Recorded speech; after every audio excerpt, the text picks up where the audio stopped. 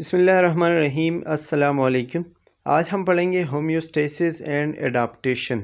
Homeostasis आपने पढ़ा होगा, आपको कुछ ना कुछ पता होगा। मैं आपको एक थोड़ा सा ओवरव्यू दे देता हूँ, ठीक है। होम्योस्टेसिस हमारे बॉडी का एक ऐसा निज़ाम है, एक ऐसा प्रोसेस है जो कि हमारे बॉडी को बैलेंस में रखती है, ठीक है। फॉर एग्ज़ाम्पल इस डायग्राम में अगर आप देखें तो अगर आप बिल्कुल मेड पे खड़े हुए हैं, यहाँ पे नज़र आ रहा होगा जैसे कि ये बंदा है और ये जो ऑब्जेक्ट है इसके बिल्कुल सेंटर पे खड़ा हुआ है। दोनों तरफ इसका जो वेट है वो बिल्कुल इक्वल है, इसलिए खड़े होने के काबिल है। लेकिन अगर ये किसी भी साइड पे एक साइड पे चला जाए और इसका वेट किसी भी एक साइड पे ज़्यादा हो जाए तो ये उसी साइड पे चला जाएगा, उसी साइड पे गिर सकता है, ठीक है। तो हमारे बॉडी के होम्योस्टेसिस का जो निज़ाम है वो भी इसी तरीके से। बाहर के हालात चाहे जैसे भी हो, गर्मी हो, सर्दी हो, ठीक है, आपके इर्द गिर्द जो भी हो रहा हो, लेकिन आपके बॉडी के अंदर का निज़ाम हमेशा एक जैसा रहता है। जैसे कि हमारे बॉडी के टेम्परेचर है 37 डिग्री सेंटीग्रेड, तो बाहर अगर टेम्परेचर 40 है, 45 है, 50 है, या ज़ीरो है, या -15 है, या -20 है, या -5 है, वो होगा, उससे आपके बॉडी का कोई लेना देना नहीं है। लेकिन आपके बॉडी के अंदर टेम्परेचर वही होगा जो हमेशा रहता है, 37 डिग्री सेंटीग्रेड होगा। आपके बॉडी का जो ये एबिलिटी है, जो ये टेम्परेचर को रेगुलेट करने का, उसको बैलेंस रखने का, मेंटेन रखने की जो सलाहियत है, ठीक है, जो कि हर हालत में आपके बॉडी के अंदर एक ही जैसा टेम्परेचर होता है, एक ही जैसी चीज़ें चल रही होती हैं, ठीक है, that is called the homeostasis. क्योंकि बॉडी की एबिलिटी है कि वो अपने अंदर के हालत को बरकरार रखें, ठीक है। अगर इसमें कोई भी गड़बड़ आता है, कोई भी ख़राबी आती है, ठीक है, टेम्परेचर इधर उधर हो गया, अगर ज़्यादा हो गया तो हमें बुखार हो जाता है, ठीक है।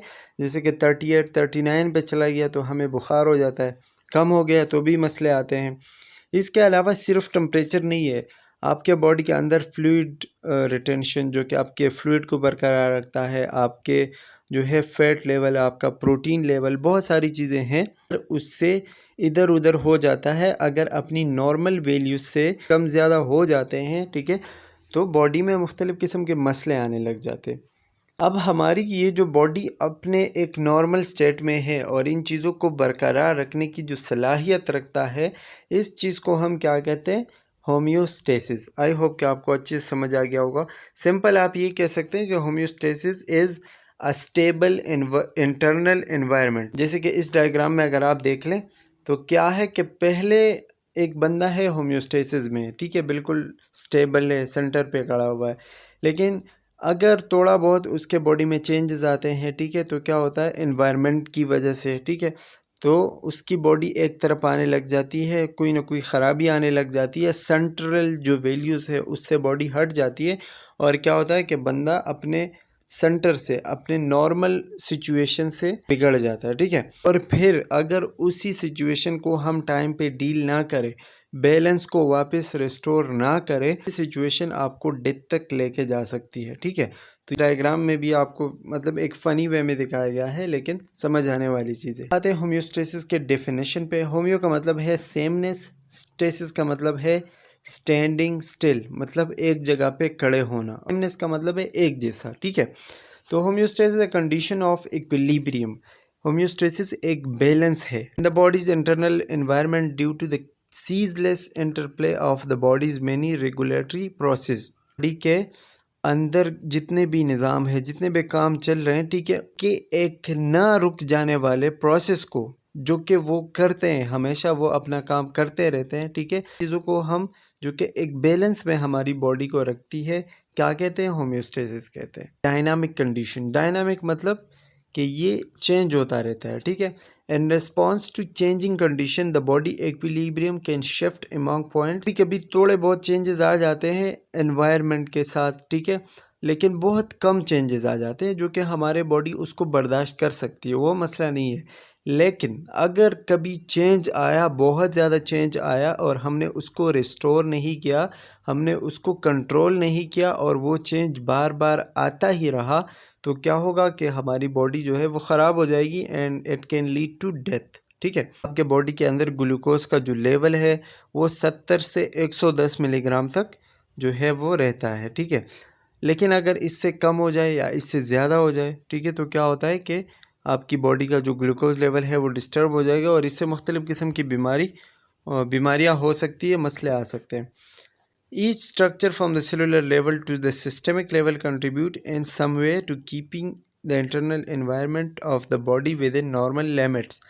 हमारे बॉडी के एक एक अर्गन से लेके एक एक सेल से लेके पूरे सिस्टम्स तक इस होम्योस्टेसिस के प्रोसेस में इन्वॉल्व है और हमारी बॉडी को एक नॉर्मल लिमिट्स में रखने की कोशिश करते हैं, ठीक। इसके अलावा the process of maintaining and control stable environment की बात है कि एक ऐसा प्रोसेस जिसमें आपके बॉडी का इंटरनल एनवायरनमेंट बिल्कुल कंट्रोल रहे, मेंटेन रहे, इस प्रोसेस को हम क्या कहते हैं? होम्योस्टेसिस कहते हैं। होम्योस्टेसिस इम्बैलेंस क्या होता है? Disturbance in homeostasis resulting in disease. अगर होम्योस्टेसिस में कोई भी मसला आता है, कोई भी डिस्टर्बेंस आता है, तो वो डिजीज़ की तरफ हमें लेके जा सकता है, ठीक है। फिर इसके अंदर कुछ चीज़ें इन्वॉल्व होती है जो कि इस डायग्राम में आपको अच्छे से दिखाए गए हैं। आपको सबसे पहले यहाँ नीचे लिखा हुआ है इम्बैलेंस और बैलेंस, ठीक है।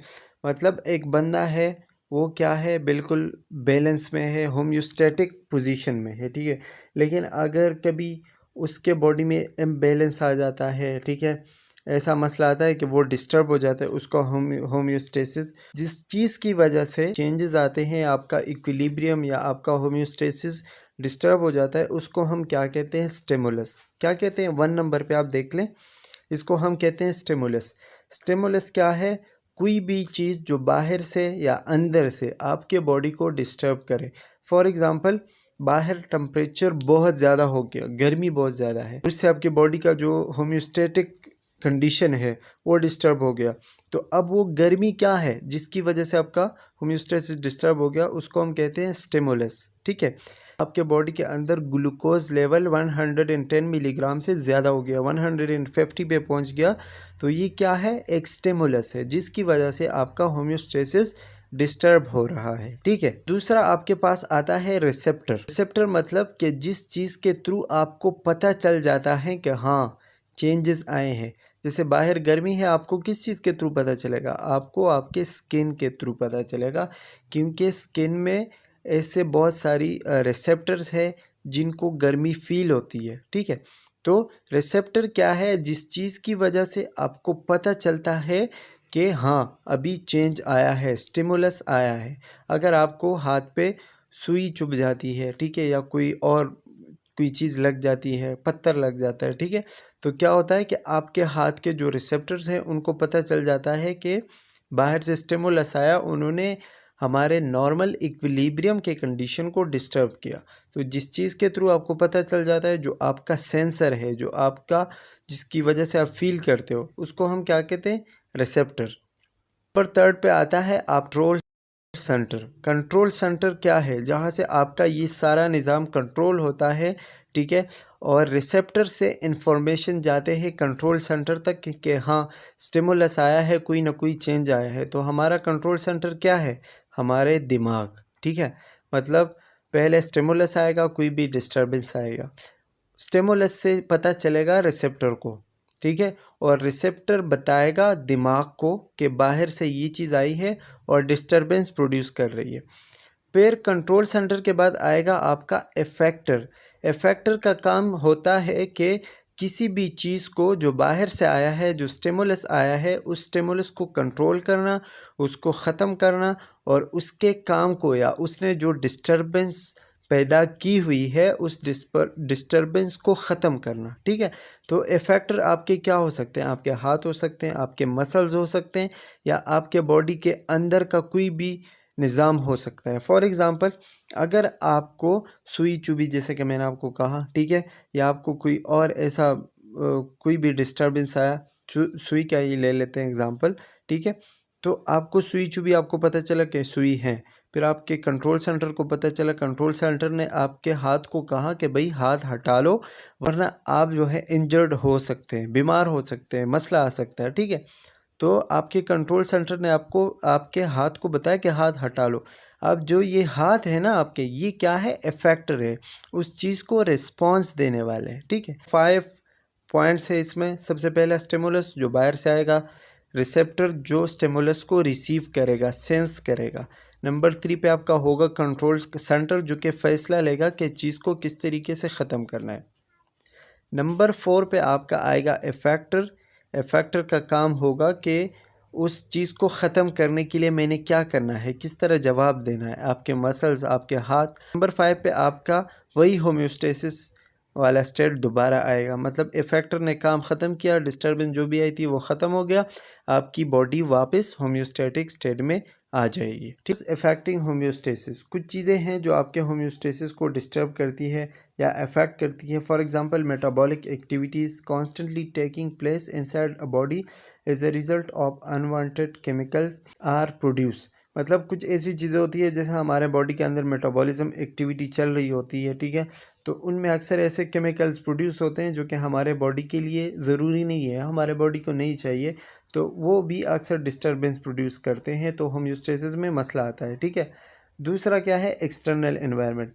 एक्सटर्नल एनवायरनमेंट में मतलब बहुत सारी चीज़ें आ सकती है, जैसे कि मतलब या गर्मी ज़्यादा है या सर्दी ज़्यादा है या बाहर से कोई एक्सीडेंट हो गया, ठीक है, होम्योस्टेसिस डिस्टर्ब हो गया, बहुत सारे मसले आ सकते हैं, जैसे कि टेम्परेचर है, एसिडिटी है, साल्ट का लेवल ज़्यादा हो गया, वाटर, ठीक है, बहुत सारे मसले आ सकते हैं और सम ऑफ द एक्सटर्नल फैक्टर के बाद जो है आपके दो मेजर सिस्टम इन्वॉल्व है आपके होम्योस्टेसिस में, जिसमें सबसे पहला आपका ऑटोनॉमिक नर्वस सिस्टम आता है जो ऑटोमेटिक है, जो खुद से काम करती है। जैसे कि मैंने आपको अभी बताया, आपका कंट्रोल सेंटर है ना, दिमाग है आपके, तो वो आपके बॉडी को कमांड देते हैं कि आपने क्या क्या करना है। और दूसरा है आपका एंडोक्राइन सिस्टम, जिसमें मुख्तलिफ़ किस्म के हार्मोन्स वगैरह रिलीज़ होते हैं, जैसे मेल में पिट्यूटरी ग्लैंड, थायराइड ग्लैंड, ठीक है, एड्रेनल ग्लैंड और टेस्टिस, और फीमेल में आपका पीनियल ग्लैंड, थाइमस, पेनक्रियास और साथ में ओवरीज। इन पे मुख्तलिफ़ किस्म के हार्मोन्स रिलीज़ होते हैं और काम करते हैं, ठीक है, तो ये भी इन्वॉल्व है in homeostasis. Autonomic nervous system किस तरीके से इन्वॉल्व है, regulates homeostasis by sending electrical signal known as nerve impulses. Nerve impulses का आपको पता होगा, autonomic nervous system nerve impulses भेजता है बॉडी के मुख्तलिफ़ किस्म के आर्गन्स को, जहाँ पे कोई भी डिस्टर्बेंस आई है या कोई भी मसला आया है, उस चीज़ को ख़त्म करने के लिए, उसको अपने बैलेंस स्टेट में वापस लाने के लिए, ठीक है। तो मुख्तलिफ़ किस्म के नर्व इम्पल्स जो है आपके ऑटोनॉमिक नर्वस सिस्टम से रिलीज़ होते हैं, वो जाके उसी जगह पे अपना काम करते हैं जहाँ पे डिस्टर्बेंस प्रोड्यूस हुई है और बॉडी को अपने बैलेंस पोजीशन में वापस लेके आते हैं। इसी तरीके से आपका जो एंडोक्राइन सिस्टम है, तो इसमें बहुत सारे ग्लैंड्स वगैरह इन्वॉल्व है जो कि हार्मोन्स रिलीज़ करते हैं, ठीक है, मैंने आपको जैसे कि बता दिया। Nerve impulses typically cause rapid changes but hormone usually work more slowly.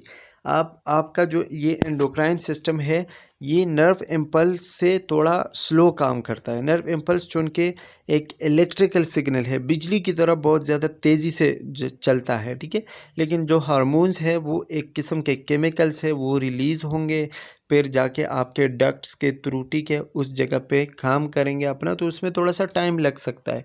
तो एंडोक्राइन सिस्टम या हार्मोनल सिस्टम जो है, ये नर्व सिस्टम से थोड़ा सा स्लो काम करता है, और जो नर्वस सिस्टम है, जो ऑटोनॉमिक नर्वस सिस्टम है, तो वो बिल्कुल बिजली की तरह तेज़ काम करता है, ठीक है। लेकिन दोनों का काम क्या है कि किसी भी चीज़ को, किसी भी डिस्टर्बेंस को नेगेटिव फीडबैक देना, मतलब उसको ख़त्म करना, उसके डिस्टर्बेंस को कम करना, ठीक है, और दोनों अपने तरीके से काम करते हैं।